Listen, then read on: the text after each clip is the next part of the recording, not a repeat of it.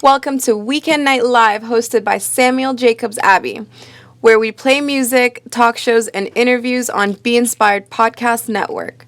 Stay tuned and keep your dial on www.beinspiredpodcast.com. Don't forget to stay connected, be inspired, be unique, and be different.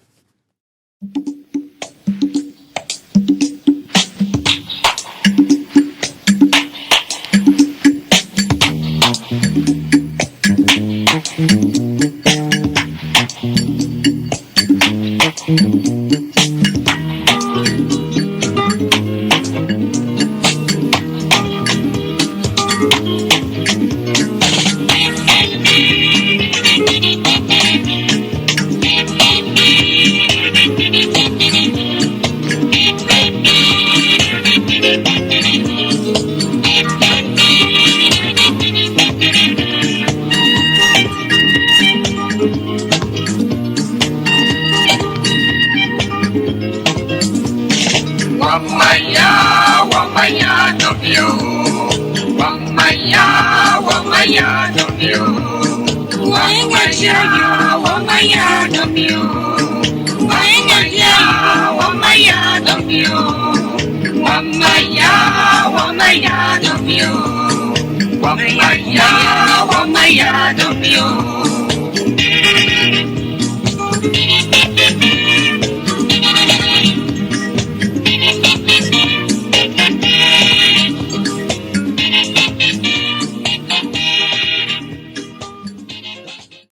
So much, Sammy. We are truly grateful for the work you and your team at Be Inspired Podcast Network do for us. So, today our topic is choosing a life partner, the role of family. Choosing a life partner, the role of family. And I think for those of you who saw choosing a life partner only, you may decide, oh, they're going to talk about how you can choose a life partner. And then some of you also saw the role of families. Oh, they're going to talk about family. So whether you are married or you are now choosing or you have chosen or your children are getting to marry or to the age of marriage or have got there, this program is for you. You can see how it spans different groups of people. Marriage is more than two people in love deciding to legalize their relationship so that they can spend the rest of their life together. By far the most important influence on a person's life is whom we marry and how we marry. So getting married is a decision that needs to be made with all seriousness and reverence. Because in choosing a life partner and getting married to that person, decades of joy or sorrow may follow your decision. We should also state from the outset that the role of family we will discuss is much more than how they decide on issues relating to the customary marriage or wedding. Rather, we will consider how our family relationships affect how we choose, sometimes even whom we choose, and then how we relate to our life partner. So let's kick off by understanding what constitutes a family, because this varies, depending on where you come from. Let's start with the U.S. The U.S. Census Bureau defines a family as, quote, a group of two people or more, one of whom is the householder, related by birth, marriage, or adoption, and residing together.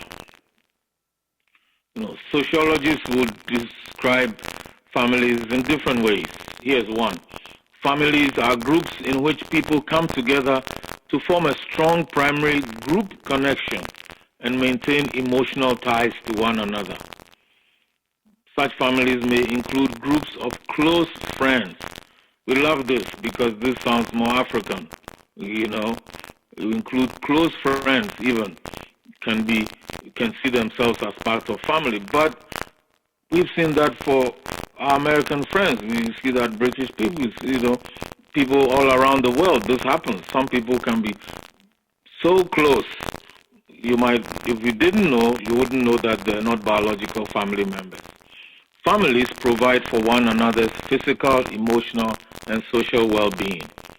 Parents care for and socialize their children. In other words, they groom them into society. And later in life, adult children often care for elderly parents. There are those who send their parents to nursing homes. We know that too. But generally, our families nurture, preserve, and pass on to each succeeding generation the values we share and cherish. This is really important, the values we share and cherish. Marriage is a cultural universal. Marriage is everywhere in the world. And like family, it takes many forms. Who gets married, what the marriage means to the couple and to the society, why people get married. It could be economic, it could be political, it could be for love. Sometimes it's just it could even be a business arrangement between families, a social arrangement to keep the friendships between the families going. And how marriage occurs, whether it's a wedding, or, customary or civil, varies widely within societies and even between societies. That's another definition from sociology.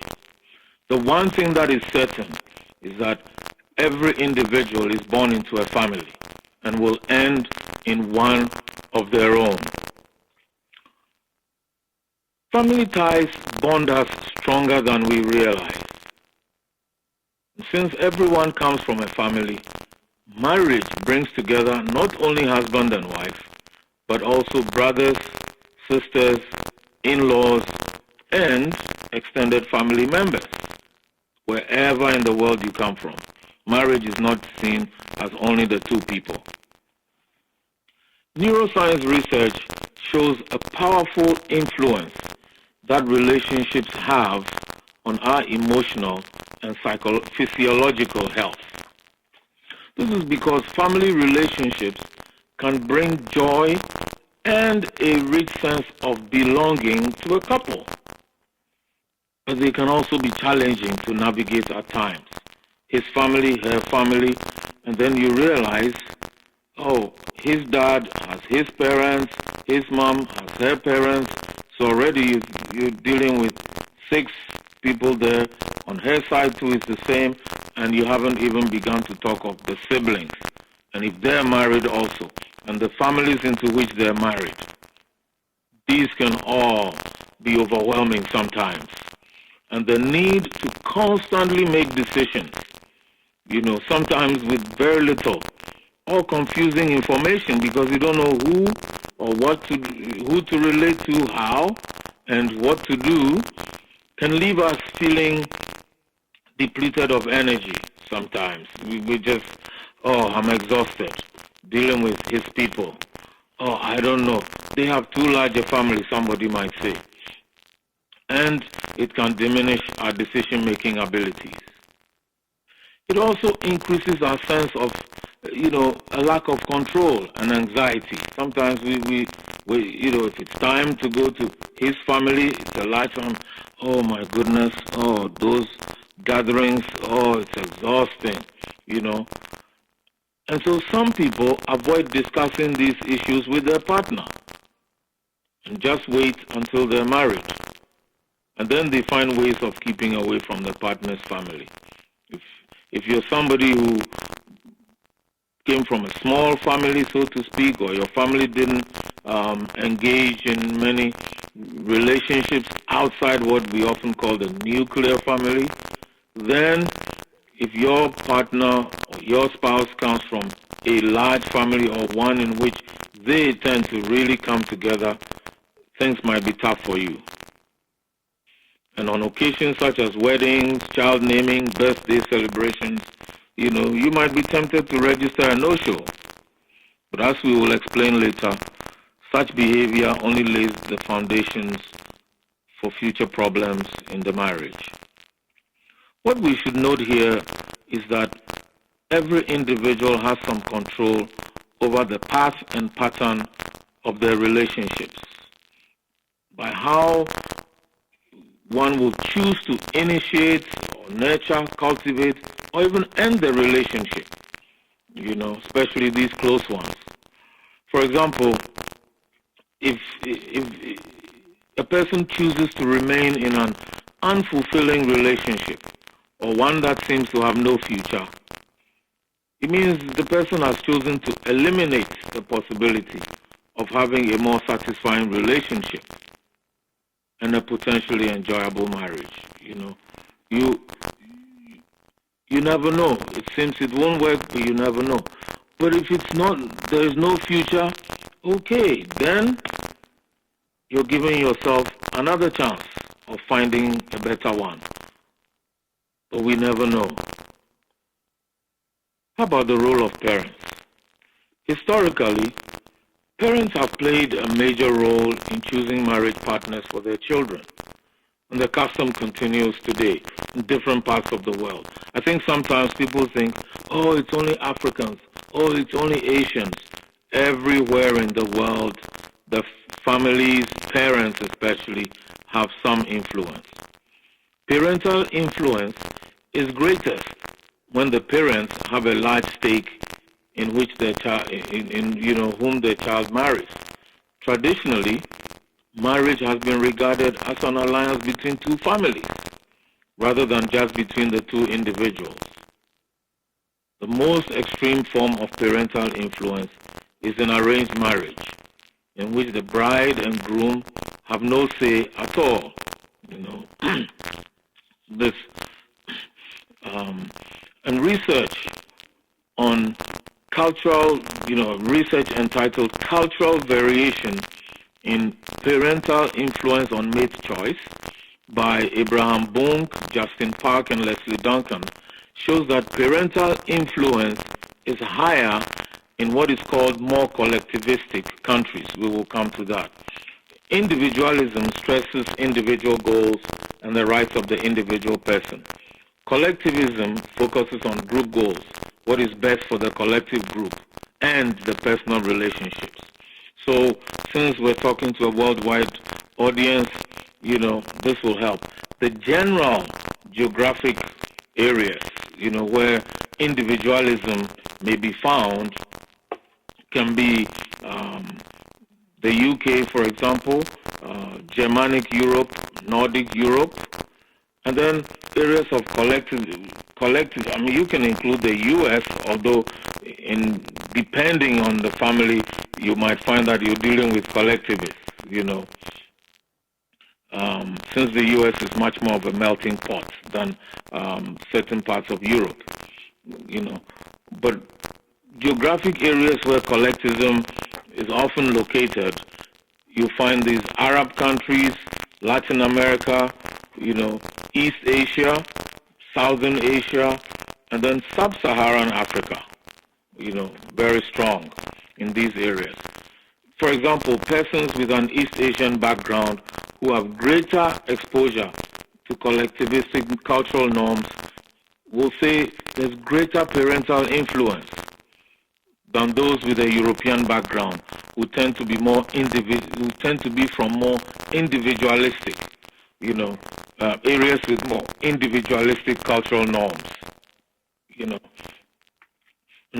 Someone has said, the parts of the world where they talk more about, they refer to themselves more about we do this instead of I, tend to be more of the collectivistic. You hear this a lot in South Asia, East Asia, Latin America.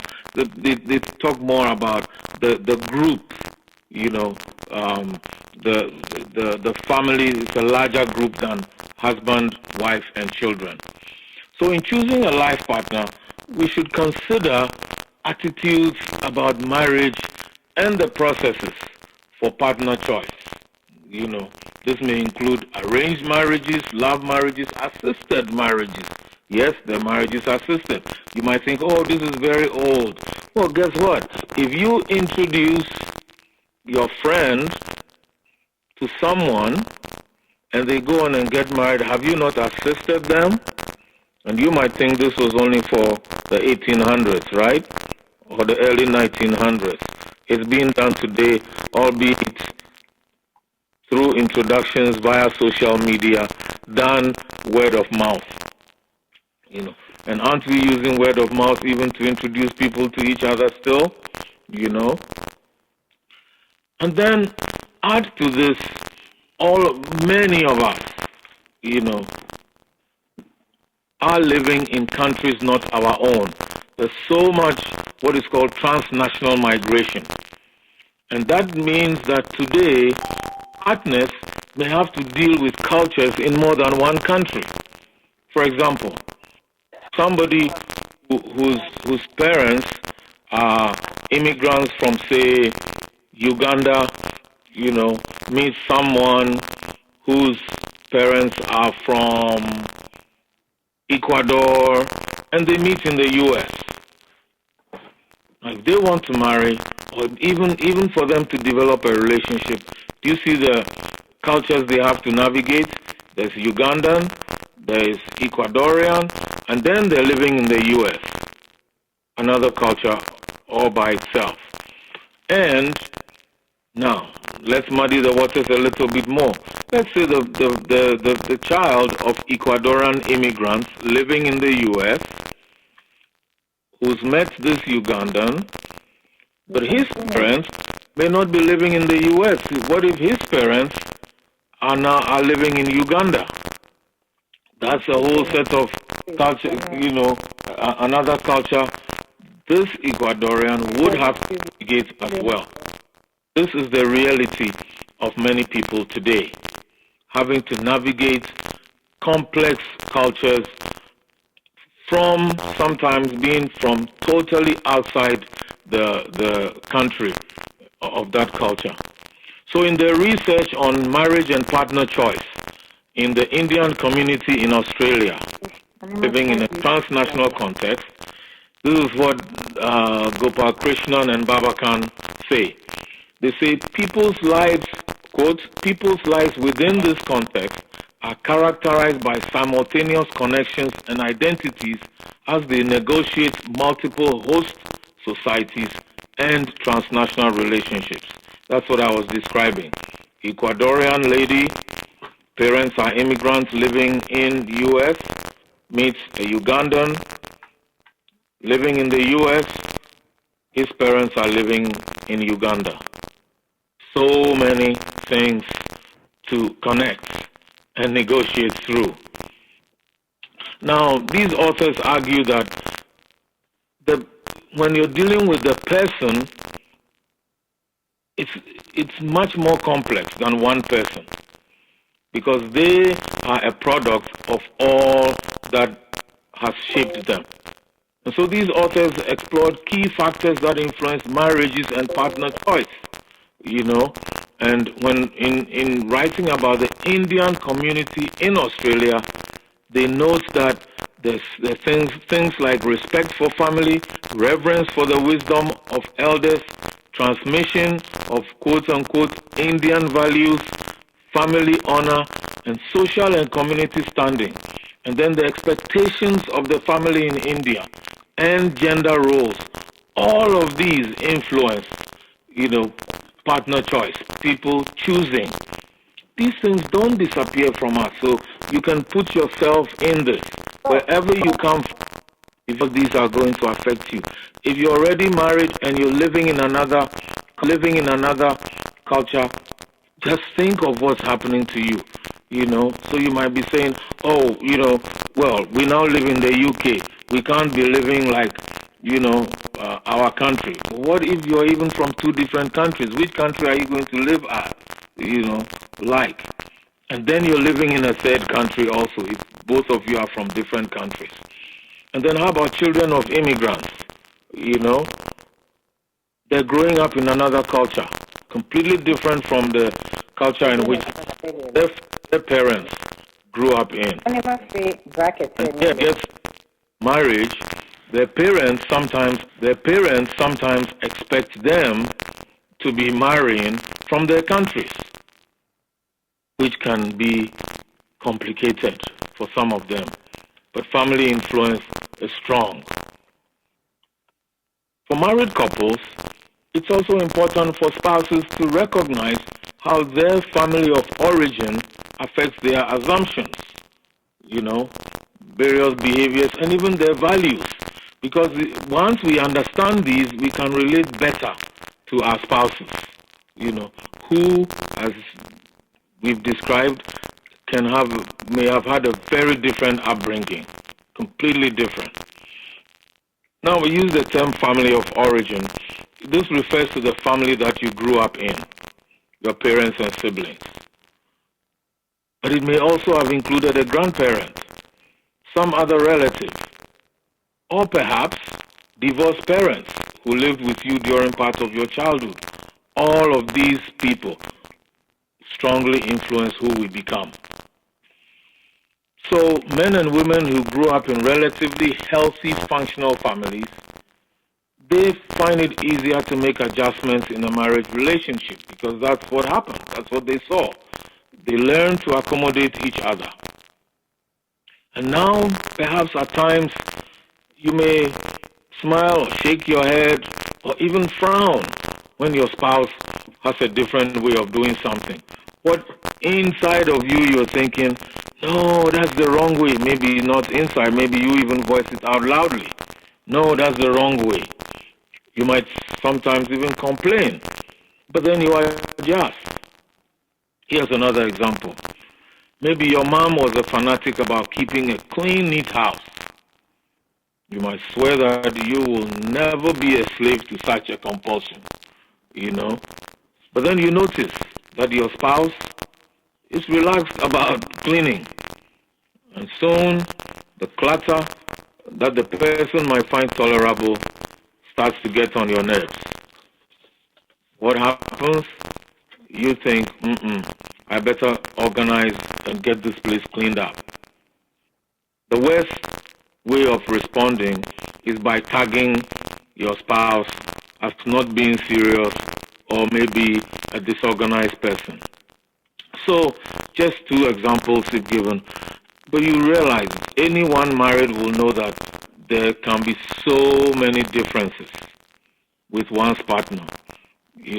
Before marriage, when you're courting, you might think, oh, we have so much in common. We love this, we love that, And then you realize, wow, if you really want to be sincere, there's so many differences.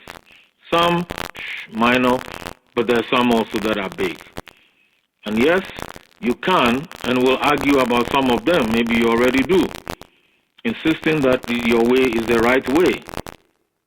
But as one writer put it, it helps to take a breath and remember that unless this has to do with health and safety violations, probably neither of you is completely wrong. There is room to adjust, to adapt, to compromise. If your family of origin had serious problems, such as alcoholism, abuse of different kinds, infidelity, mental illness, unlearning and relearning can be more complicated. What do we mean? Being aware of these will help you not to repeat the negative patterns of behavior modeled as you were growing, you see. But it doesn't mean you will be able to change them. Some people do need help, and individual and couple counseling can free a spouse from repeating destructive behaviors. Seeking counsel is not a weakness. It is a strength if the goal is to make your relationship better. We also need to exercise caution when we're thinking about divorced parents. Some people will say, some families will say, oh, he comes from a divorced family. Oh, no, we don't want that, But rather than write off someone who comes from a divorced family or heap all problems in a marriage on the spouse that came from a divorced family, we need to recognize this, and we have found this to be true in our own counseling ministry, that individuals who observe, the heartache, the pain that their parents' breakup brought to them, sometimes resolve to do everything possible to avoid divorce themselves. So think of it this way. Since commitment is a strong predictor of marital success, for such people then, this is an important strength which they are bringing to their own marriage. They've seen the worst, they don't want that to happen to them or their children. On the other hand, since a child of divorce may not have witnessed healthy conflict resolution or certain positive values in their own family of origin, there may be underlying attitude gaps. But this is another area, rather than, rejecting the person, offhand, this is another area where premarital counseling can help to deal with the root causes and equip a person to overcome negative attitudes, behaviors, and the actions they generate. So each one of us needs to take the time to explore what we learned about life, love, and conflict in our own family of origin, so that we can understand how all these things influence our current relationship, for better and for worse. So how about the role of family? Summarizing all that we've said so far, here are 5 key takeaways about the role of family in the choice of partner. First of all, family shapes who we are health-wise. Nutrition, good nutrition, poor nutrition, exercise, and safety. And our notions about safety, whether it has to do with the marriage unit being kept together or breakup, all of these can affect us. So the health is not only physical health, we're talking mental health also in this regard. Second, family influences and guides development of our worldview and perspectives in life, whether they have to do with race, relations, religion, and tolerance, and understanding of society and status in life. Some families will not talk to other families that are lower than their economic or social status. You need to know this. Or maybe you grew up in one like that, but you find yourself attracted to somebody of perhaps lower status economically, maybe lower status socially. How about lower status in education? All of these things are important, and we need to be aware that family influences and guides the development of our worldview in this regard. Family also provides the experience we need for developing interpersonal relationships. Joy, sharing, how to treat others. So for example, you have domestic violence, wife beating, for example, and I should add, husband beating, could be bearing grudges, and then internalizing thoughts. Some families encourage children, everyone in the family, to share things they're going through. Others make you internalize things. Self-expression is frowned upon. Keep it in, be a man, Problem solving is another area. Love, and then marriage relationships. All of these things are come under interpersonal relationships, and family provides us with the experience we need for developing our own interpersonal relationships. When we're talking about parenting, I think we did so last month or the month before. We said with children, lessons are best caught than taught. You can be telling them everything, but they're picking up everything we're doing. Family also gives us a repository of values to learn from and to practice. Honesty, lying, cheating, caring, pride, conceit, respect for everyone. Family gives us a repository of all of these. Just think of your own family. What were the values that were upheld? And then the fifth takeaway is that family prepares us for real life outside the home. And the preparation can be in different ways. For some, it's excellent. For some, it's poor. And how our family prepares us will factor into how we are able to deal with things in real life, whether it has to do with school, work, and community involvement. And this preparation includes how we develop friendships, whether we work with standards. In some homes, mediocrity is okay. Oh, you did it? Okay, fine. Nobody checks whether you did it great or not. In other homes, excellence is upheld. And then consider also how decisions are made. In some families, the individual is encouraged to become independent-minded. In some families, parents take all the decisions until the child leaves home. And even when they've left home, every major decision is referred to the parents. In some families, decisions are made collectively. What college you're going to go to, everybody chips in ideas. You meet somebody, oh yeah, tell us. And the family, they're always informal meetings to discuss some of these things. Where's he from? Where's she from? What does she do? Everybody wants to meet the person and find out about them. All of these things make us who we are. So that when one has to choose a life partner, there is much more involved than the looks of the person, the education, or economic and social status.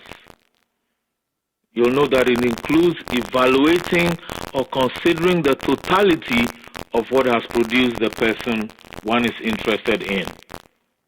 So even though we say, oh, I'm choosing this person, actually, your family's influence is helping you or influencing you to choose the one you're choosing. This is what this topic is really about. It's not that we're doing this all by ourselves.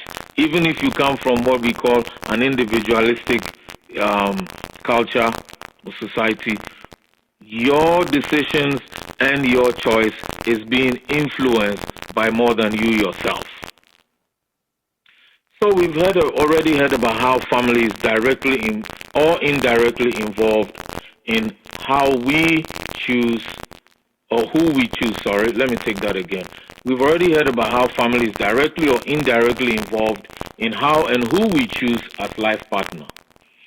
And we should also note the following, particularly for those living outside their own countries.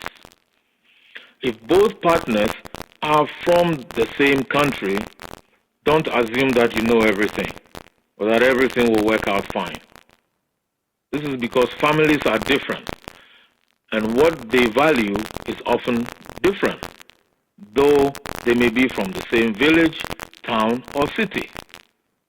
So be prepared to learn about the one you'll be marrying from and into.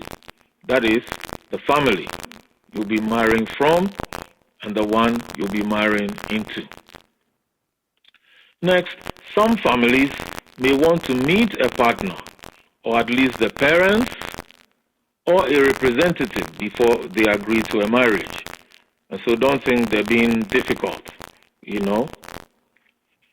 So what can you do?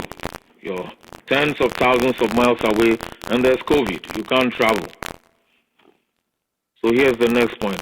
Make efforts to connect with and identify with your partner's people. Maybe the siblings, maybe parents, or close relatives, or all of them combined as the opportunities present themselves.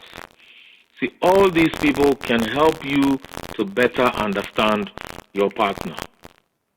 And cultivating a relationship with a partner's family, starting one person at a time, we'll say, or even if you meet them in a group, will enable you to understand the culture and practices they consider important. You know, it could be simple things, simple celebrations such as weddings, child namings, birthdays, and funerals. And for some families, they gather maybe once a month. Or we know some families, every week, they're meeting in the patriarch's home for a meal. You need to know this if you're going to marry into that family. Then learning about a family will also help us to avoid mistakes in relationships, such as happens with the use of certain words, gestures, and behaviors that they may consider offensive and which could doom one's love relationship. This is critical.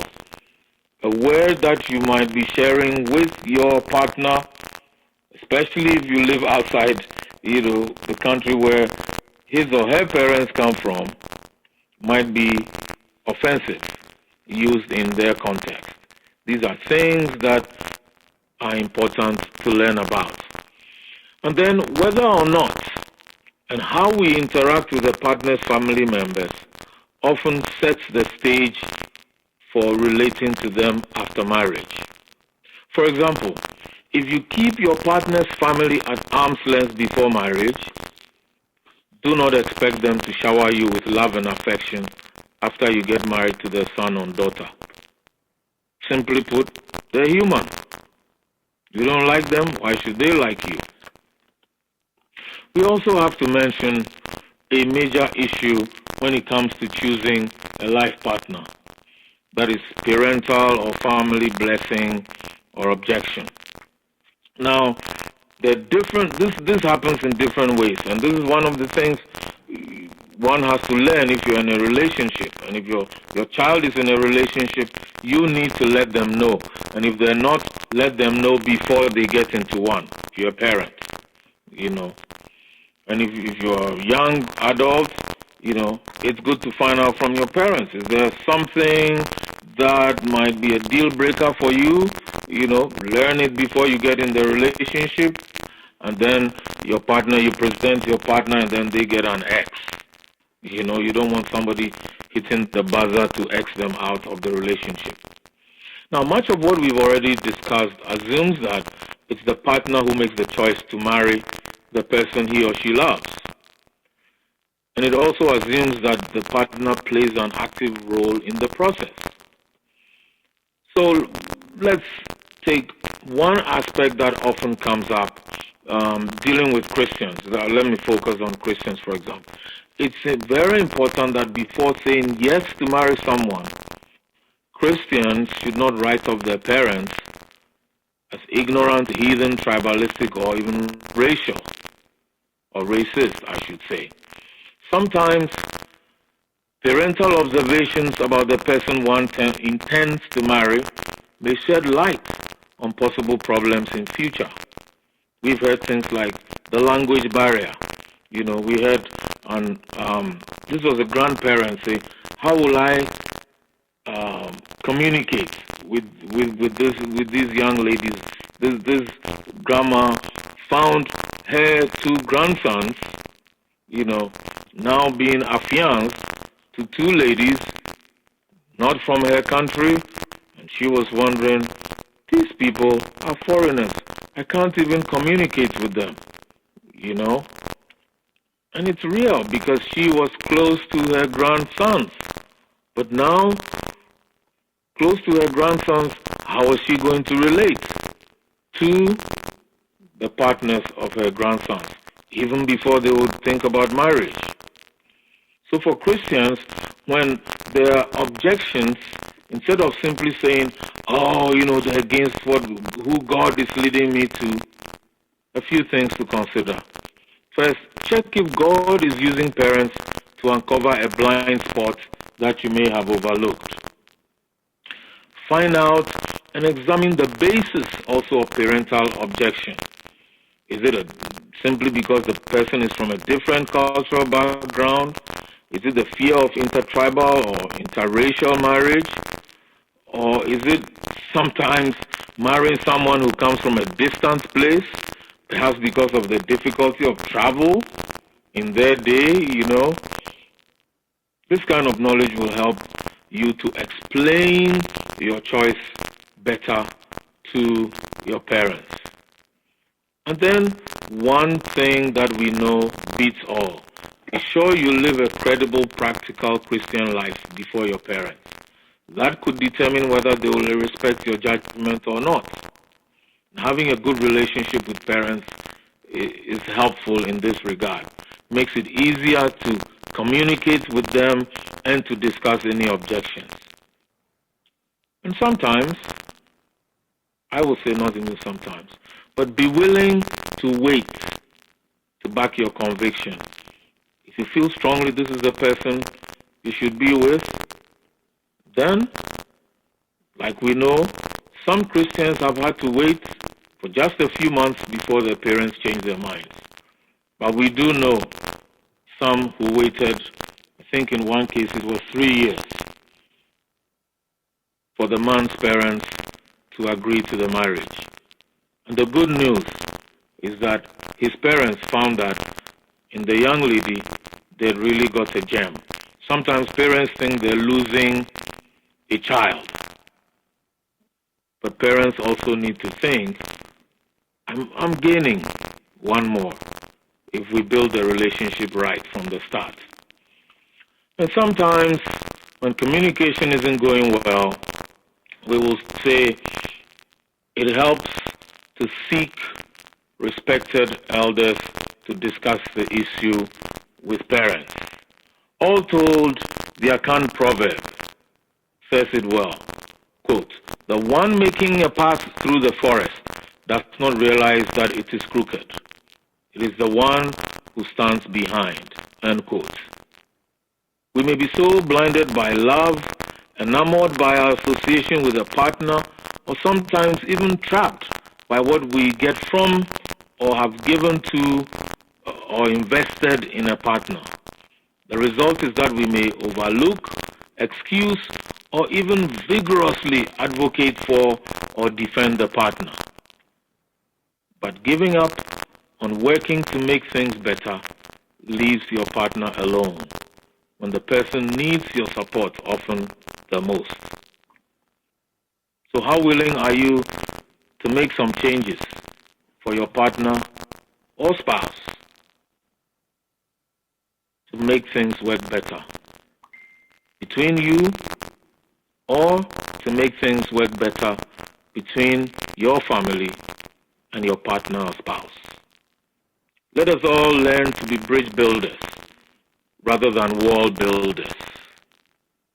In conclusion, friends, let us hear the words of the Apostle Paul from his letter to the Christians in Rome, which was a cosmopolitan capital of the Roman Empire that had many nationalities living there at the time of the Apostle Paul. As captured in the New International Version of the Bible, Romans chapter 12, verses 9 states, and Vivian will read for us, Romans chapter 12, verses 9 to 21. They capture relationships so well. Romans chapter 12, verses 9 to 21. Love must be sincere. Hate what is evil. Cling to what is good. Be devoted to one another in love. Honor one another above yourselves. Never be lacking in zeal, but keep your spiritual fervor, serving the Lord. Be joyful in hope, patient in affliction, faithful in prayer. Share with the Lord's people who are in need. Practice hospitality. Bless those who persecute you. Bless and do not curse. Rejoice with those who rejoice. Mourn with those who mourn. Live in harmony with one another. Do not be proud, but be willing to associate with people of low position. Do not be conceited. Do not repay anyone evil for evil. Be careful to do what is right in the eyes of everyone. If it is possible, as far as it depends on you, live at peace with everyone. Do not take revenge, my dear friends, but leave room for God's wrath, for it is written, "It is mine to avenge, I will repay, says the Lord." On the contrary, if your enemy is hungry, feed him. If he is thirsty, give him something to drink. In doing this, you will heap burning coals on his head. Do not be overcome by evil, but overcome evil with good. Amen. Amen. I love verse 18, so I will restate it. And it says, if it is possible, as far as it depends on you, live at peace with everyone. And then verse 21 said, do not be overcome by evil, but overcome evil with good. And so may these words be true for us in our relationships before and after choosing a life partner. You may be a young adult, you may be a sibling, you may be a parent, you may be a relative. You need to know that you are influencing every day how someone will choose a life partner. And someone is also influencing how you will choose or how you have chosen and how you are relating to the one you have chosen. Our prayer is that our relationships will be healthy and ones that promote our relationships, deepen our love for each other, and strengthen our marriages. And if you're yet to choose, we'll say, take time to learn and choose well. And for those of us who've already chosen, we might have still much to learn so we can improve on how we've lived together so far. We ask God's blessings on all that we learn and how we put them into practice so that we'll be strengthened and encouraged to do so to His glory and to our enjoyment. Thank you. Sammy, over to you. Okay, thank you so much for this very powerful illustration and discussion into the subject on the role that family play in marriage. And so, folks on the line, you are welcome to send your questions directly to me. You can send it through the phone number 571. If you are outside of the US, you want to start with +1 571 337 9185, or you can also send. You can unmute yourself and you can ask the question directly. You can also WhatsApp and you can send via Facebook as well, and we'll read that for you. So, thank you so much, Mr. and Mrs. Craft, for this powerful presentation. A couple of questions are in, and so we'll start right away with a question coming from Pennsylvania. And the question is, if family plays a very important role in marriage, then how come family always bring trouble to marriages? Good question. And I think, the whole presentation has been to show why these things happen. One is that families are different. And, as we were describing, a young woman comes from one family. The man comes from another family. They may not have the same values. They may not do things the same way. And who determines that they're doing things the wrong way? The young woman is used to the ways her family does things. So for her, that's the right thing to do. Let's say this is in the US, this is the vacation season. So let's say, we always take a vacation. The young man may come from a family where they never went anywhere in the summer. So she might think, what's wrong with this guy? And might think, why does this family want to come over at this time? This is the time we are supposed to go on vacation. The main thing is that we think our whatever pertains in our family is best. How do you put it? You say they are what?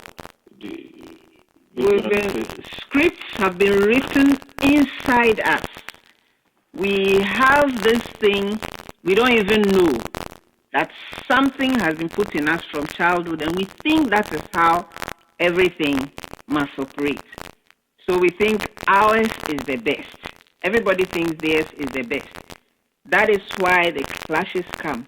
The reason why you are thinking that the families are bringing problems, maybe if you think through it, you will see that they are not really bringing problems.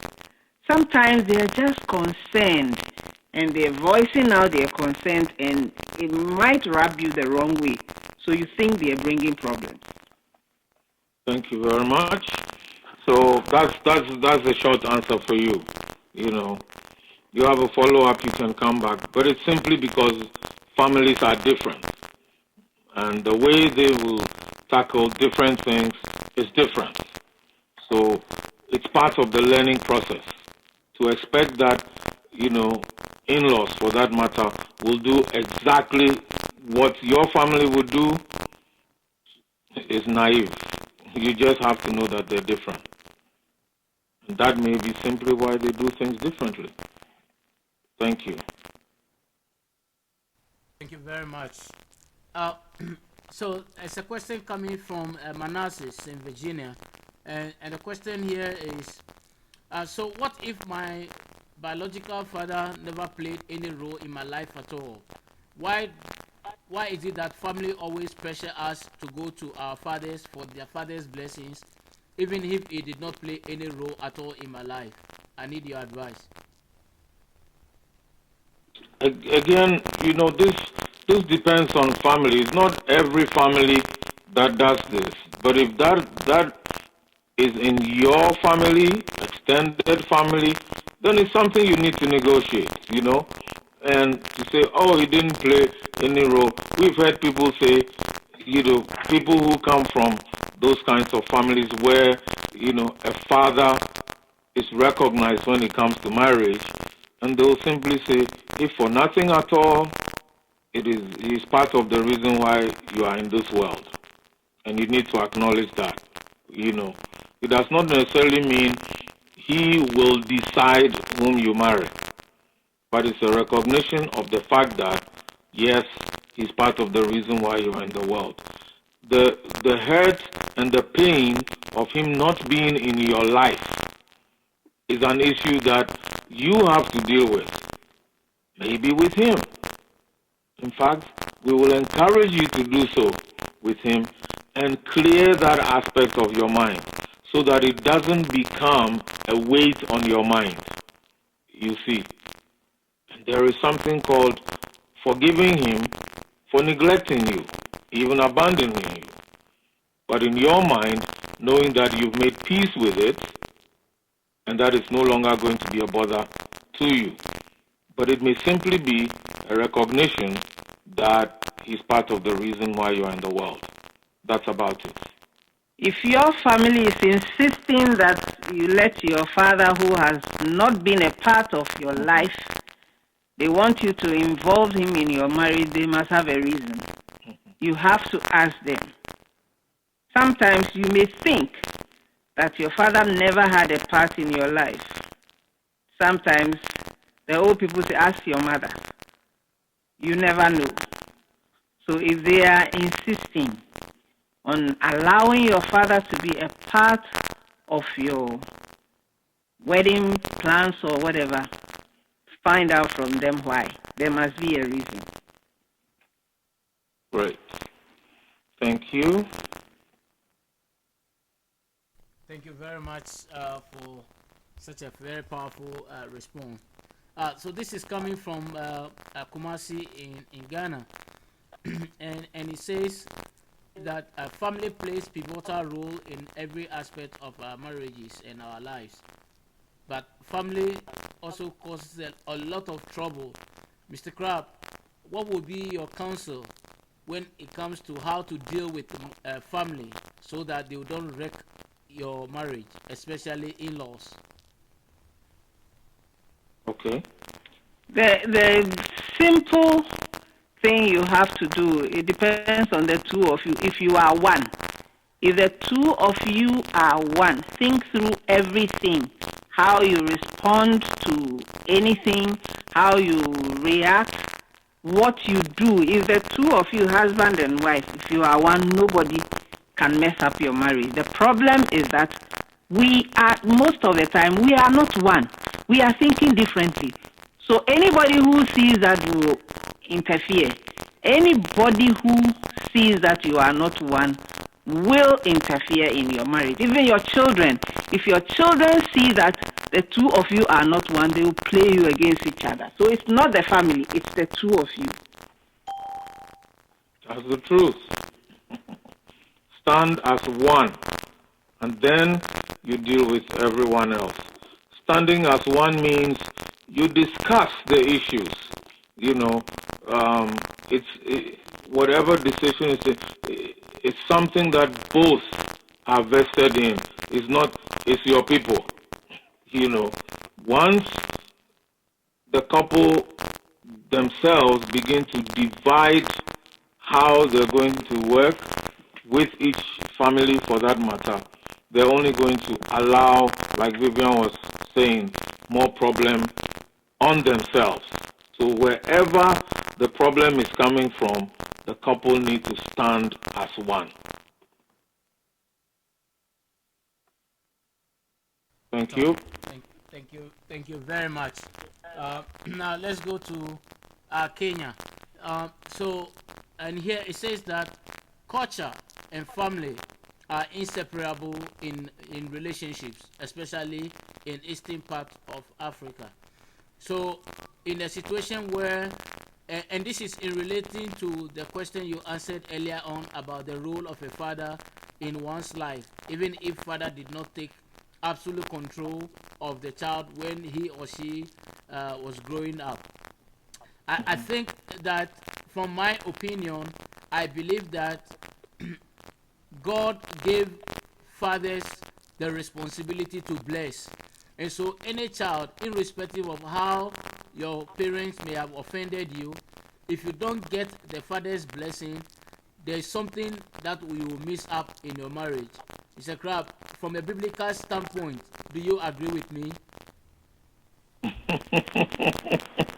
I mean, there are examples of fathers, you know, you don't actually see, the record is not of a father blessing the person, but yes, you do have Abraham sending his servant Eliezer to find a wife for the son Isaac, for example.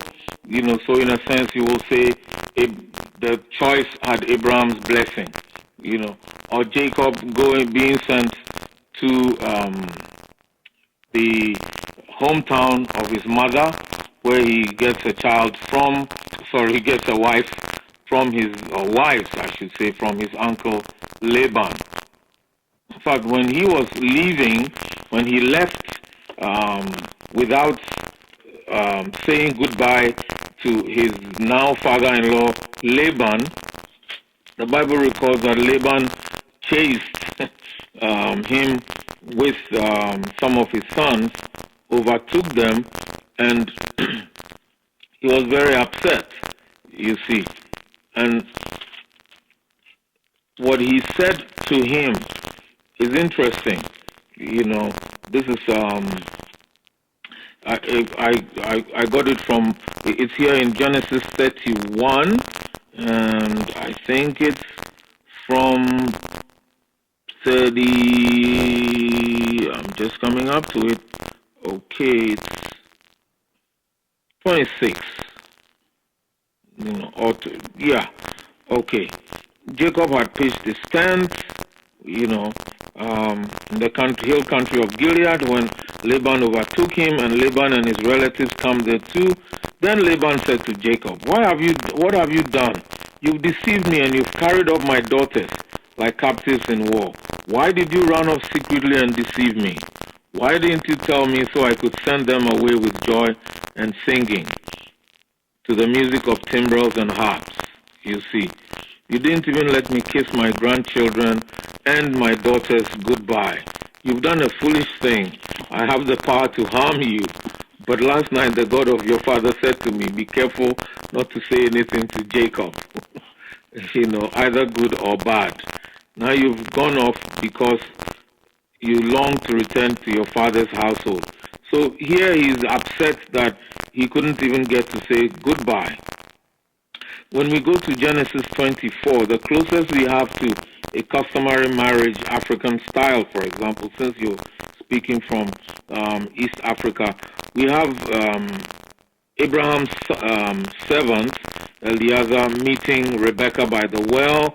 Rebecca takes him home. He meets the parents, brothers, and then here's what happened. After, you know, Rebecca's father has agreed to the marriage, you know, before she left. This is it. If you want the word blessing, it is actually captured there. Genesis 24, verse 60, you know. Or let's take it from verse 57. Many of you will hear, you know, echoes of what happens in a customary marriage. It says, then they said, let's call the young woman and ask her about it. After all the things had been presented, jewelry, clothing, etc. So they called Rebecca and asked her, will you go with this man? I will go, she said. Verse 59, Genesis 24 continues. So they sent their sister Rebecca on their way, along with her nurse and Abraham's servant and his men. Verse 60, and they blessed Rebekah and said to her, our sister, may you increase to thousands upon thousands. May your offspring possess the cities of the enemies. You know. So she left with a blessing from her family. I do know that there are different cultures. I've seen a Yoruba customary wedding where both the young woman and the man who was coming to marry her, both were blessed by the young woman's family, you know, as part of it. It does happen. I've seen that in Ghanaian customary marriages as well. So there is something to be said there, you know. A blessing, some say it has spiritual connotations. A blessing also, at the very least, is a feel-good.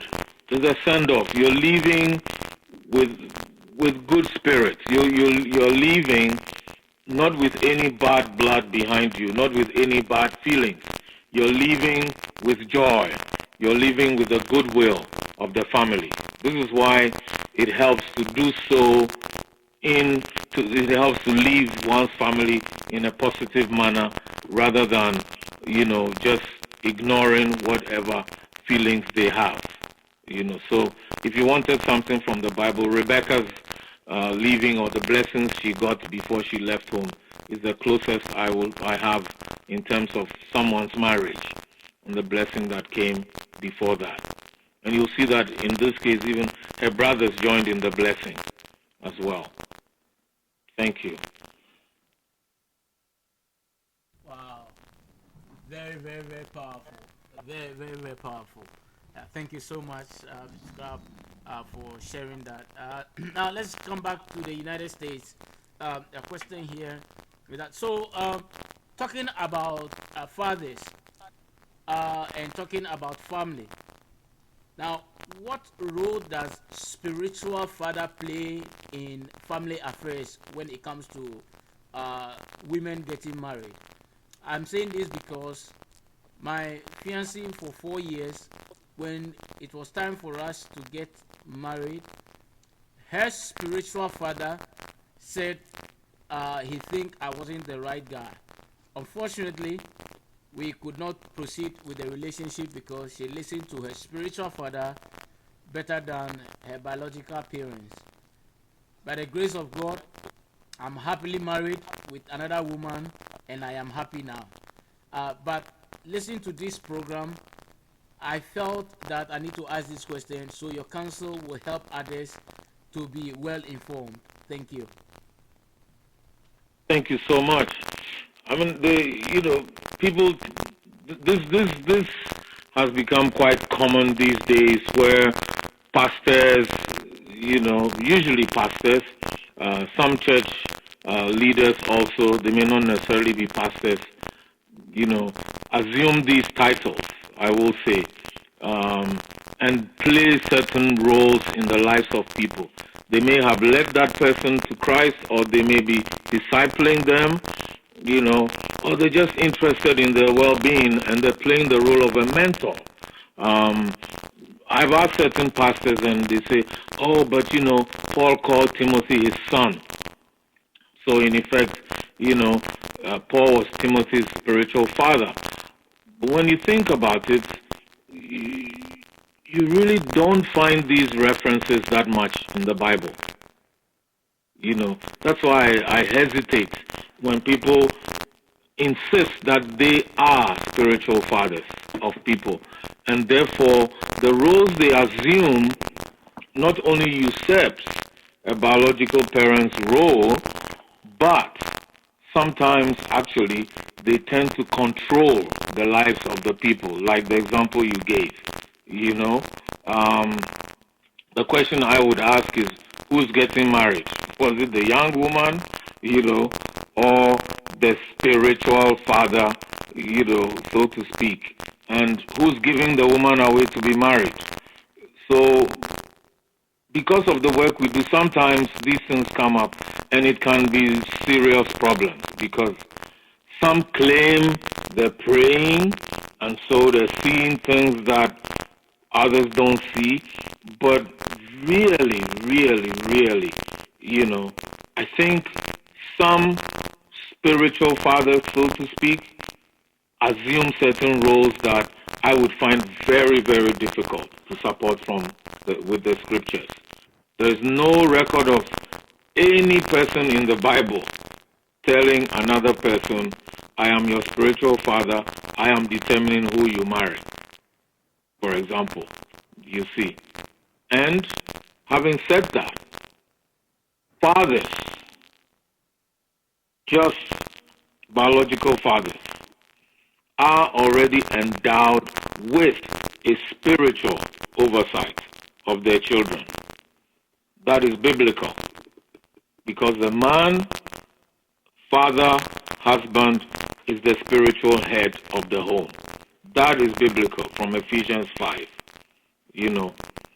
And so that person can play that spiritual role. Sometimes because the father may be deemed not spiritual enough, then a pastor or other Christian leader might usurp that role. And I mean the word usurp, because that's not their role.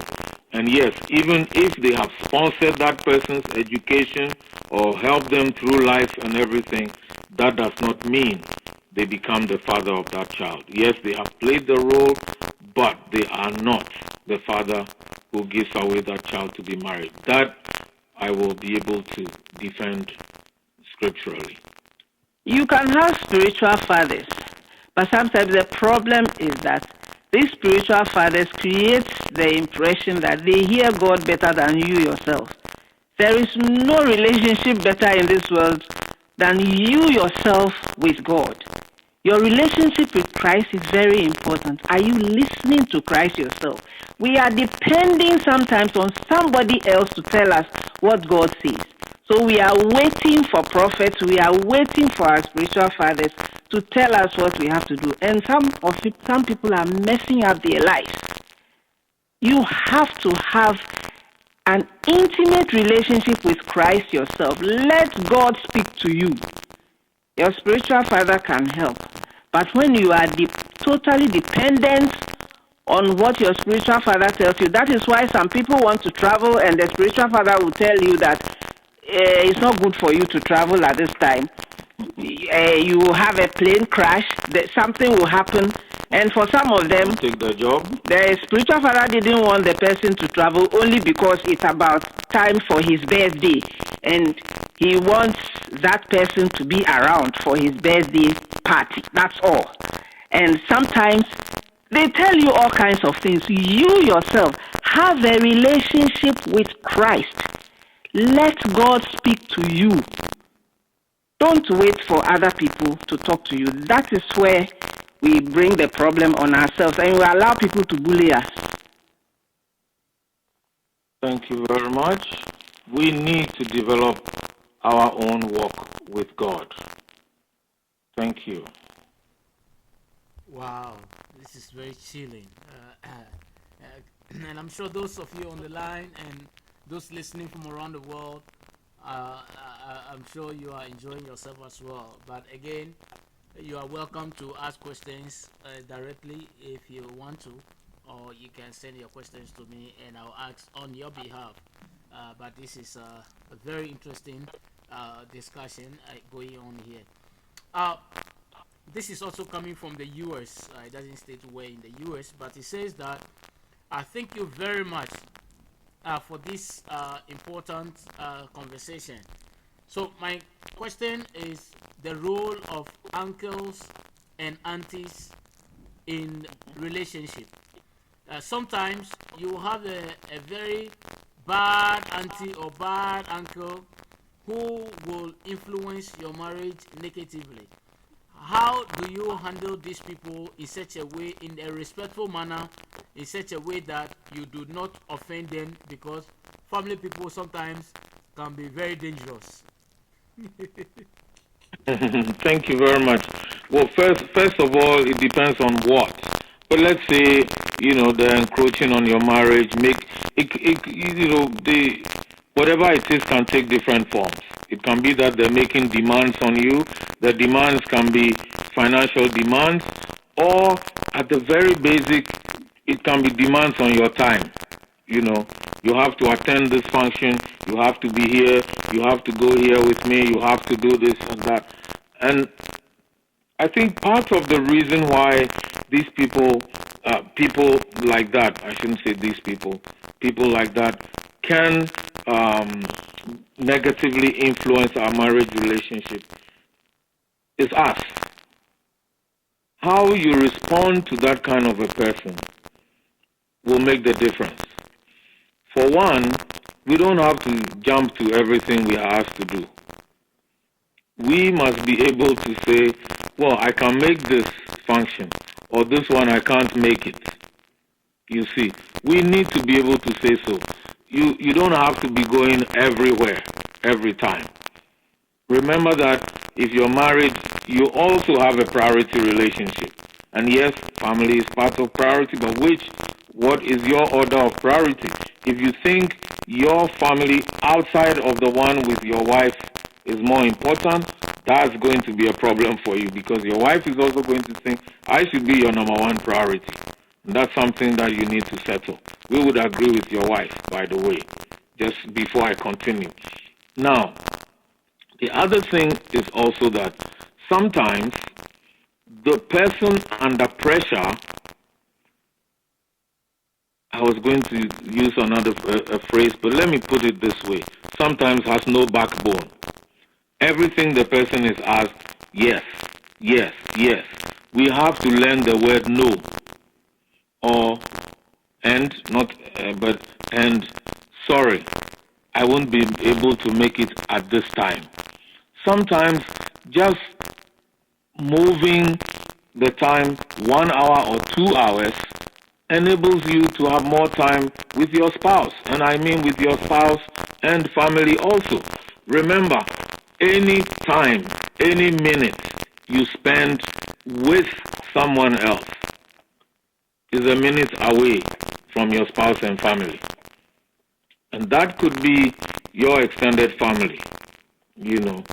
That could be a sibling. That could be a parent. We need to be thinking in those terms.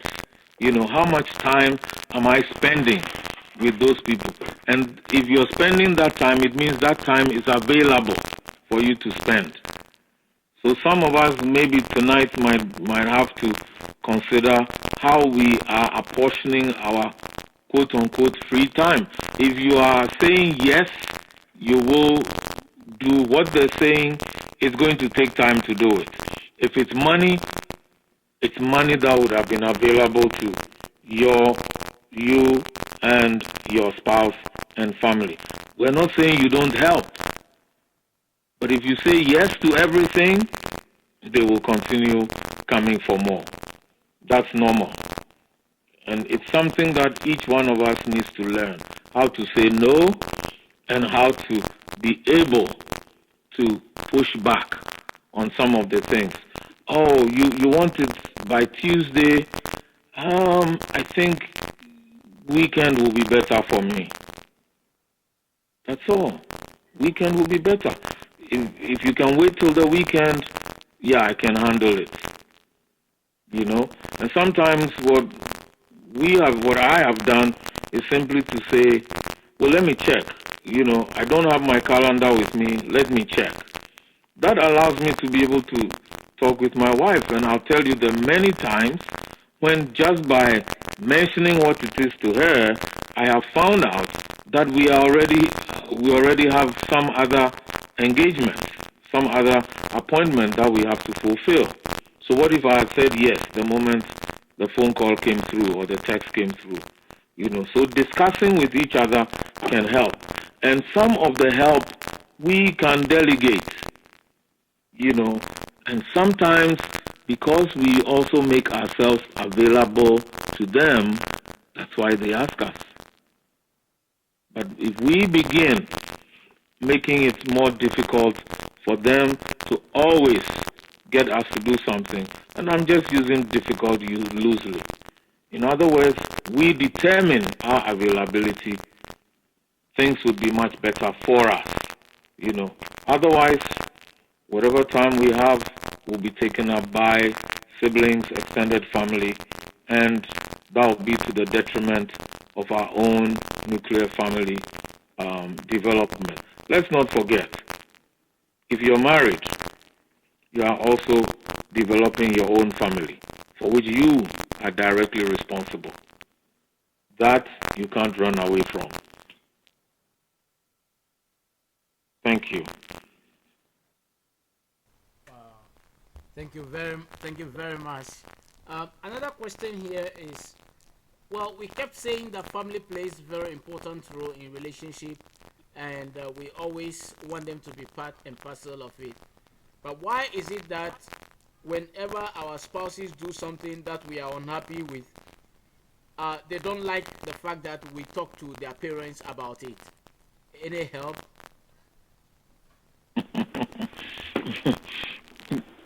Go ahead. One of the lessons we learn in premarital counseling is be very careful what you are telling either your in-laws or your own family about your spouse.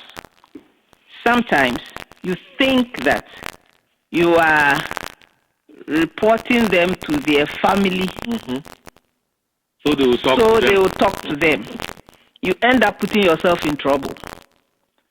So you need to be very careful. Why do they put themselves in trouble? Because they're inviting them to be able to interfere into the marriage. You are inviting them to come into your marriage. Exactly.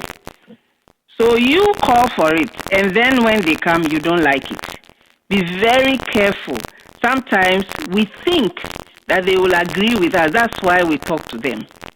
And if they don't, then we write them off as supporting their child, or they don't like me. So there's a lot of trouble with that. And There's one thing that we always tell people. Parents are the worst counselors of their children. Just like doctors are not allowed to treat their immediate family, it's the same thing with even counselors. The neutral person will come to me and I might help him or her so well. It may not be that good in my daughter or my son's situation. It might be very different. Because of some of the emotional bonds, perhaps? Exactly. So you need to be very careful what you are saying, especially to your in-laws.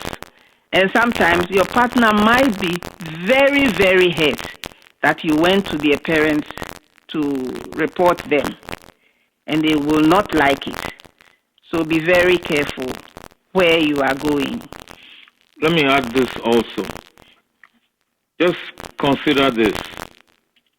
If you go to your spouse's parents and you're telling them how bad your spouse is, you're telling them the shortcomings of your spouse, do you realize that you're telling them indirectly that they did a terrible job raising your spouse? Well, here's what one man told his son-in-law, who reported his wife to her parents. The father-in-law said, "Young man, we were in our home, living happily with our daughter, when you came and said you wanted to take her away and that you loved her. And I remember asking you, you sure? And you said yes. I asked you 3 times. You said yes. And I said, great. And I blessed everything for you. We gave her away, and I remember telling you she's now your responsibility. Why are you now coming to tell me I didn't raise my daughter well? She was here, and you thought she was the greatest.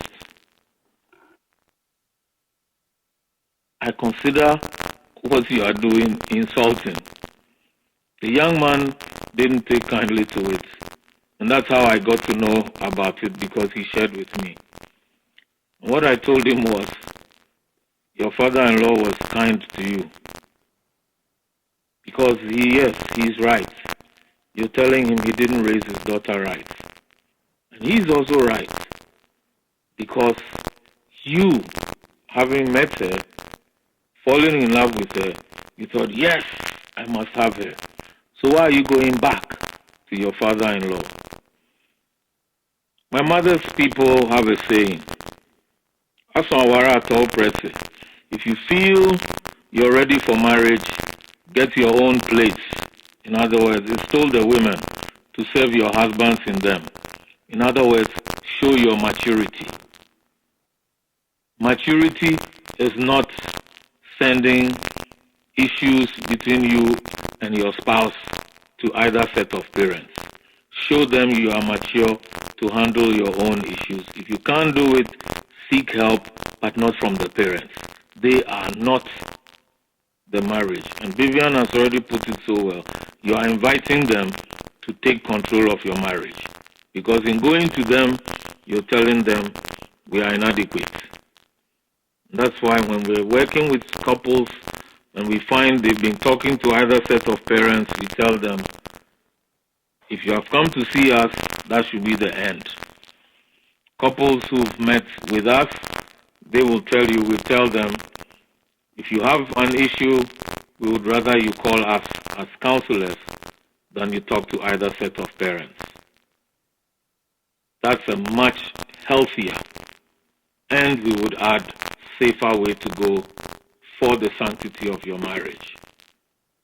Thank you. Thank you very much. So there's a follow-up question here. Mr. Crab, if I understood correctly, you are suggesting that we should keep in-laws and immediate families out of our marriages. Now, Yes. I understand if you are talking about uh, post-marriage, but pre-marriage, they need to. Do they have to be involved in the deciding or the choice-making processes? Pre-marriage, you are not an in-law yet. You are now seeking permission to enter into their family. You see, and the discussion that we have had earlier, and if you missed it, we would encourage you to listen to it when the network posts it on the site. Is that there are different issues to be discussed. There are things you need to learn about the family, and that doesn't just happen in one day. Sometimes we think, oh, it's Africans who do this, it's Asians who do this. Caucasians do the same thing. British people do the same thing. Germans do the same. Everybody does it. And yes, we all do it differently. Even in the one the cultures we're calling individualistic, the families have influences way before the person makes a choice. That person knows my family wouldn't mind if I marry from another race. Or they would also know if I marry from another race, it's going to be hard for my mother or my father. You see, these are things that we know, and if you don't know, find out before it happens. Don't wait until you've allowed yourself to fall in love so much, and then you make plans to marry, and now you're going to introduce the person to your parents, and the first thing you hear is, she's from where? No. Now there's trouble. You see, much of this can be cleared way before. Even if they will object initially, there are ways parents can be won over by the person explaining the choice. Says, why don't you wait until you meet her, or you meet him, and then after that you let me know. It's first meeting. You just met him, you really don't know, or you just met her. Why don't you get to know her a little bit better? There's so many, we know of so many relationships where the very first, reaction even of a parent has been, no, you can't marry that person. You can't marry from that country.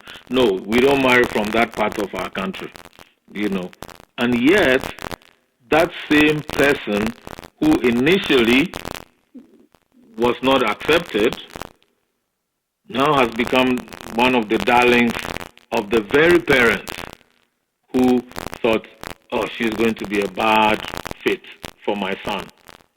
But that's because there's time, and it's work on both sides, for the parent as well as for the child. Sometimes it's the siblings who don't like the person, and they'll tell the brother or sister, no way, we don't want this person.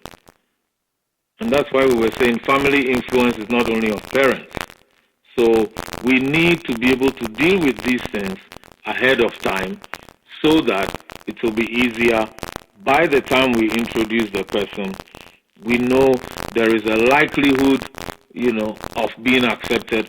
And we also know the potential minuses or the potential problem areas so that we are prepared to be able to deal with them, in relation to our own families.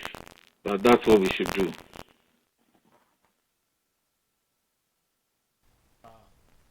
Alrighty, thank you very much. So there's a question here, and the question here says that, so when appropriate do we get families and in-laws into a family problem discussion? Are you suggesting that not at all? Okay, usually, there are two aspects of this. Let's say positive and the negative. Let's start with the negative first. Negatively, for marriages to break up in several parts of the world, the two families have to be involved again.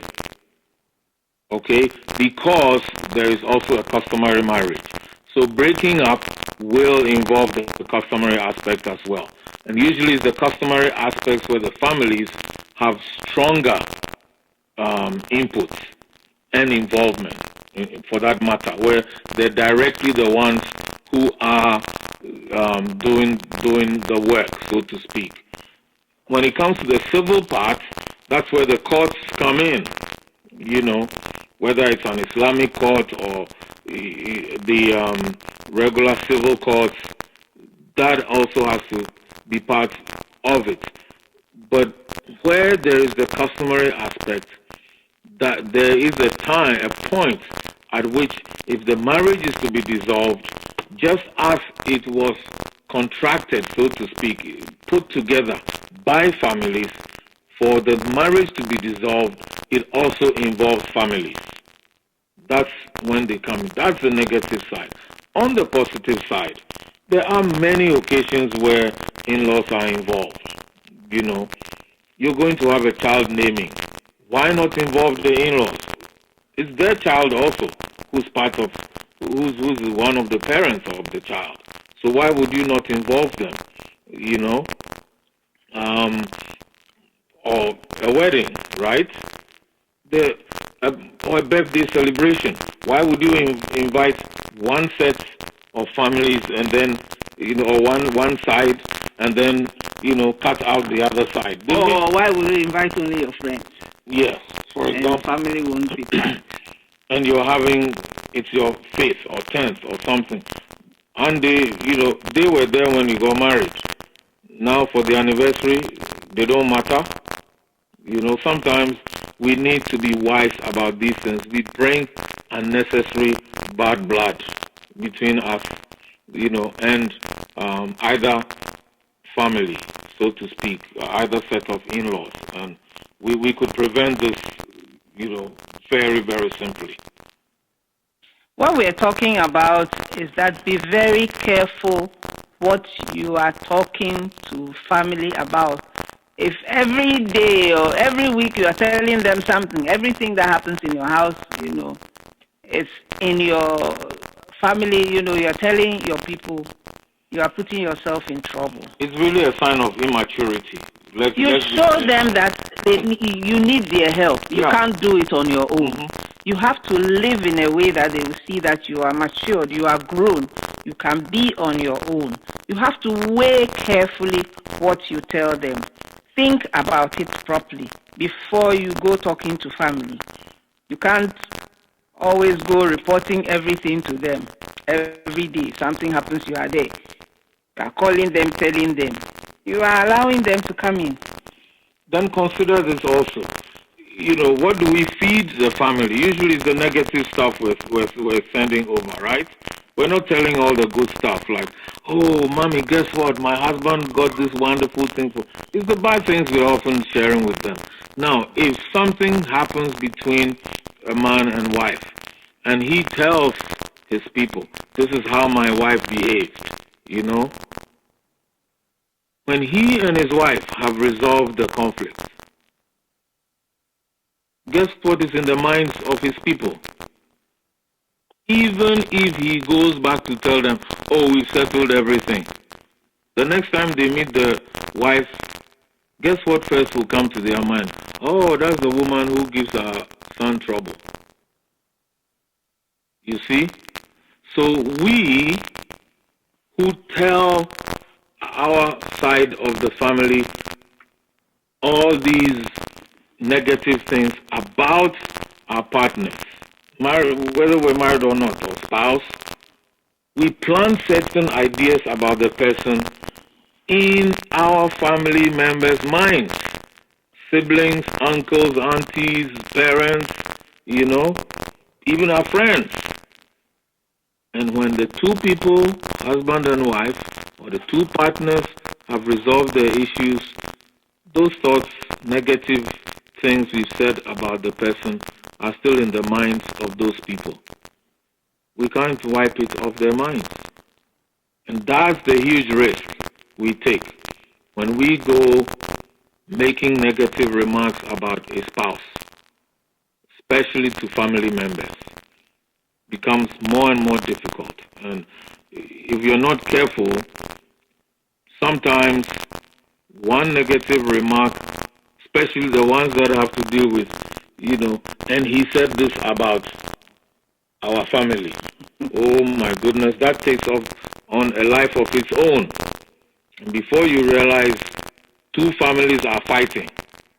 And yet, the two people from whom those remarks originated may be together living at peace. But guess what? The fight will come upon them also and negatively impact their relationship and their marriage, as the case may be. This is why we say, be careful. Be very careful what you tell your siblings, friends, or other family members about your partner or your spouse, especially those negative ones. We don't encourage. But where there's abuse, that's a different issue. But all this kind of today this, tomorrow that, today this, tomorrow, we can be much more mature about that. It's kids who run to mommy and daddy. Do you see what is it? You see what John did to me on the play field? Okay, tomorrow is Jane. Next time it's Akos. Another time it's Richard. It's kids who do that. Adults learn how to resolve issues between them. And even with kids, if we want them to grow and mature in how they deal with friendships and conflicts, we do not always intervene for them. I think we said it a couple of months ago when we discussed parenting, that as parents, part of our role is to equip our children to advocate for themselves, rather than we step in, resolve issues. And so maybe the parents listening to us, I believe there are many, we need to be equipping our children to resolve issues by themselves, rather than us sometimes encouraging our children to let us know what is going on. Yep, we know sometimes that happens too. Some parents invite their children to let them know what is going on. That's something we should not do. It's not healthy even for us as the parents, and it cannot be healthy for our children and for the relationships they're involved in. Thank you. Thank you very much. And then this is the last question I have. And the question here says that thank you so much, Uncle Richard and Auntie Vivian, for this thorough talk. So if I will put all that you said together, my question is, when do we actually discuss family problems with our external families? Because I understand you want us to be extremely careful, handle situations by ourselves, and if possible, talk to counselors. But wouldn't our parents also feel they were relegated, and if we are unable to resolve and it gets to them and it's so late, how do you handle such a thing? It depends on what the problem is, what the issue is. First of all, if anything is happening between the two of you must be able to resolve it. If you have tried and you think you are not resolving it, you have to seek somebody. We are not saying that go to a counselor per se. It could even be an elderly person or somebody both of you respect that you can go to. Right. And that person could be a family member. That person could be a very close friend or an elder in the church or a pastor, anybody that both of you respect and trust that the person can help you.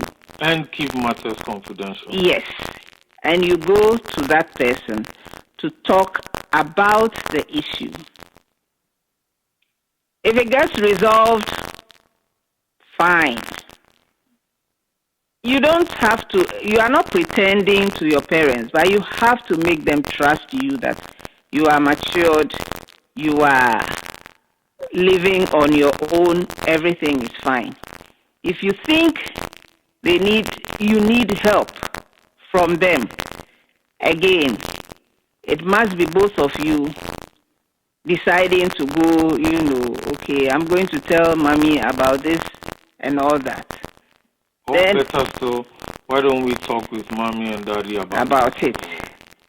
Or why don't we talk with daddy about it? Mm-hmm. You agree together and go to talk. Unless it is a case of abuse, Mm-hmm.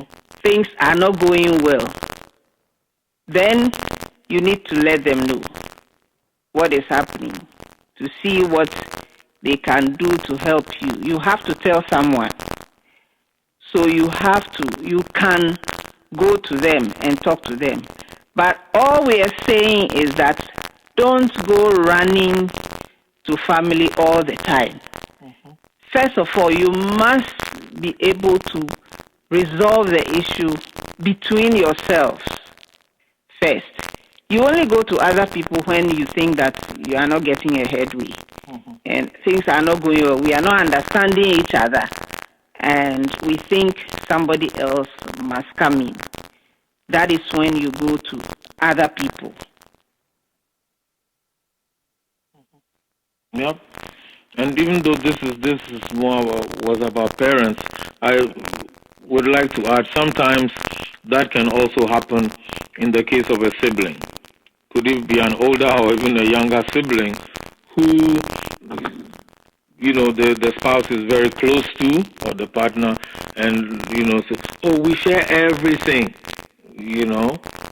and so they might know more about the issues you are dealing with sometimes, unfortunately, than even your partner or your spouse, So the bottom line is, let's develop the relationships we have and grow them so they can be strong enough so we can deal with these issues between ourselves, rather than turning them over to family all the time. We have to show that we're mature, and yes, there will be times when there's concern, and family needs to know this is what's happening. But otherwise, there's so much more husband and wife, or two partners, even before marriage, can resolve between themselves with help, as the case might be. And that's what we're advocating for. We need to enrich our relationships with good knowledge so that they'll develop deeper and stronger. That's what we will encourage. Thank you very much, and handing over to Sammy once more. Alrighty, thank you very much. And that was our last question, but I think one more came in, so I'll just read that quickly, and then the question here says, so then if parents are to be avoided, will it be fair to equally say that women should stop running to their pastors with their home problems? Thank you. I would say the same thing, because the point is, as far as possible, we do one-on-one. That's why we're together. If you're not yet married and you're talking to someone, do you go to your pastor every time there's a problem? If that's what you are doing, then you are going to be in bigger trouble when you get married. What will you do if one of your children acts up? Are you going to pick up the phone, call pastor? So again, part of maturing is being able to resolve conflicts, to deal with issues, to navigate different relationships, to find solutions to problems that come up. And sometimes the things themselves are not problems.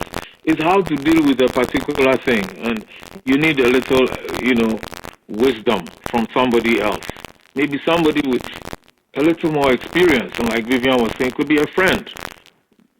That's why we encourage people to make friends of different age levels. An older friend can say, oh, if this happens, oh, don't worry about it. It will pass. Or this is how you can deal with it. We find that better than going to a parent every time with these things. It's the same principle. I would not encourage going to your pastor with everything that's happening in your home unless you're getting to the point where you can't do it. I think it was a few days ago speaking at a seminar, something similar came up. The scriptural reference that Jesus gave is from Matthew 18, verses 15 to 17. You see, when somebody sins against you, he didn't say you go and tell the pastor, go and tell the rabbi. Maybe even, can you read that for us? Matthew 18, 15 to 17. Because it's important for us to understand the process that Jesus gave, Matthew chapter 18, verses 15 to 17. Moreover, if your brother sins against you, go and tell him his faults between you and him, alone. If he hears you, you have gained your brother. But if he will not hear, take with you one or two more, that by the mouth of two or three witnesses, every word may be established. And if he refuses to hear them, tell it to the church. But if he refuses even to hear the church, let him be to you like a heathen or a tax collector. So you see, the church one comes number 3. Way later. So one-on-one, and then you get others. Others, like we said before, can be an elder, an older person you both respect. It can be friends, siblings, or anybody who can really help you. And counselors, perhaps, and way before you get to the church. Let's do that better. The people whom first thing you pick up, call the pastor, and for some people it has actually pushed them away from the church rather than toward it, because, oh, she's disgracing me to the pastor, or she's disgraced me. So before it gets there are other avenues to use for redress rather than go to pastor straight away. The question, sort of gives the impression that it's only women who run to their pastors. Men also do the same sometimes. Some men do the same thing. Mm-hmm. So it is, not only on the women. Mm-hmm. It can also be the men. Yeah. So the thing is that we shouldn't go running all the time to pastors to tell them everything that is happening. Matter of fact, sometimes they mess up the situation. The pastors even mess up the situation. And, there are some people too who have itchy ears. They always want to hear something that is happening in your home. So they actually ask questions. They actually fish out. They want to know what is happening. We have had that in our own marriage. Sometimes, some people actually ask that, hey, Richard and Vivian, when we were younger, you don't bring anything, you don't tell us whatever is happening in your marriage. That is assuming that there is trouble in your marriage. You've not been telling us anything about what's happening in your marriage. So some people are always assuming that there's something happening in your home. And they are very happy to hear when you tell them. It's like we love the bad stories better than the good stories. If I came to tell you that, and my husband gave me tea in bed today and he did this and that, you are not interested. You want to hear, and when I was talking to him, he banged the door and left me and he didn't even say goodbye. And that's what you want to hear. So, and there are people like that who want to, and they want to, they feel they are helping you. They are solving your problems in your home. They think they are doing God's work. That is not right. So we need to, be very careful. It's not only the women who run to pastors, men also do. Actually, a good test for all of us, whoever we talk to, is to ask ourselves later on, and perhaps you've talked with different people about issues you are facing in your own marriage, whether it's family, friends, pastors, whoever. Just ask yourself, or just replay, what help did I get from these people? How helpful was it to resolving the situation? That will tell you a lot about where you should be going and if you should be going there. So, family influence us all the time. Before we choose, while we're choosing, after we've chosen, before we get married, in the marriage, after the marriage. Family influences all aspects of our life. So let's not think for us we will be immune to that. But let us rather learn as much as we can how to navigate this relationship and to do it together. If you're married, do it with your spouse. Don't go it alone.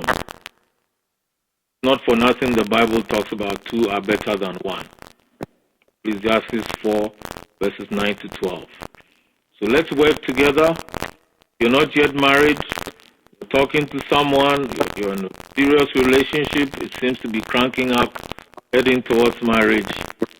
You should be learning more and more about the family from which your partner comes. You will, whether you like it or not, be part of that family. At the very least, you will be influenced. Your life in the marriage will be influenced by that family. It pays to learn as much as we can. Let's conclude with Romans 12:18.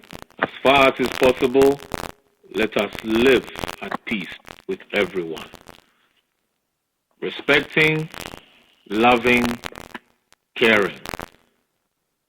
That will be a blessing. Thank you very much.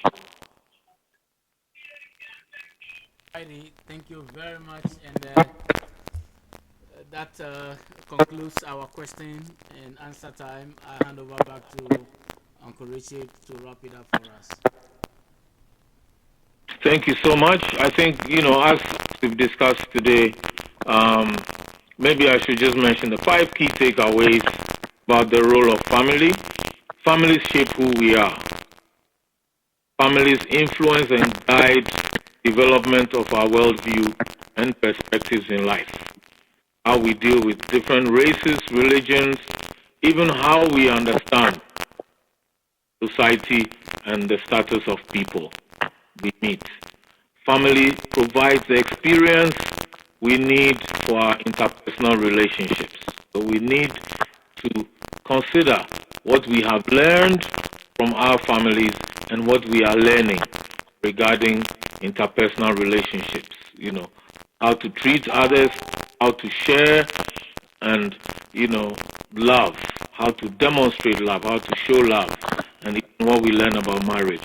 Family also teaches us about values, and family prepares us for real life. All told, we can learn from our family and even from the family that will become part of in a relationship and more importantly in marriage. So our prayer is that God will bless our efforts, open our minds, and keep us from being too proud to learn from other people. So God bless you, and we'll be together again next month. Thank you. And goodbye. I was going to say good night, but for some people it's already morning. So bye for now.